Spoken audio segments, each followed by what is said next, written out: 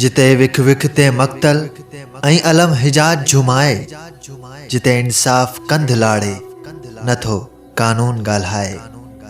उन्हीअ काज़ीअ ते क़ाइद ते यज़ीदो शिमर सानीअ ते कयूं लखवार था लानत अव्हां जी हुक्मरानीअ ते।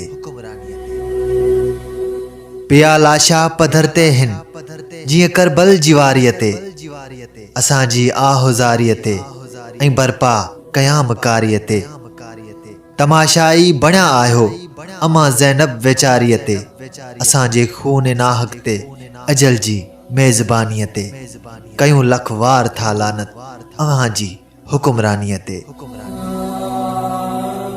मदीने जी रियासत जा असांखे आसरा ॾेई, वक़्त जे मुनसफ़ी जहिड़ा दिलासा ऐं डटा ॾेई, सफ़ा थकिजी पिया आहियूं त सदके में बचा ॾेई।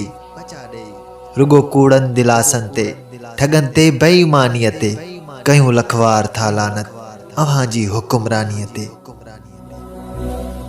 जिते बूटन जी पालिश खां ऐं बूटन जे चटण ताईं, खुशामद चापलूसीअ सोच जागण खां सुम्हण ताईं, उते मज़लूम धरतीअ जो न ख़ुशि थींदो मरण ताईं, उन्हीअ माज़ूर हमदर्दीअ ऐं कूड़ीअ महिरबानीअ ते कयूं लखवार था लानत अव्हां जी हुक्मरानीअ ते।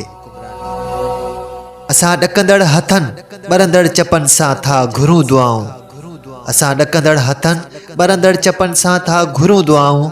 असां इज़्ज़त ऐं गैरत सां दॿाए था जीअण चाहियूं।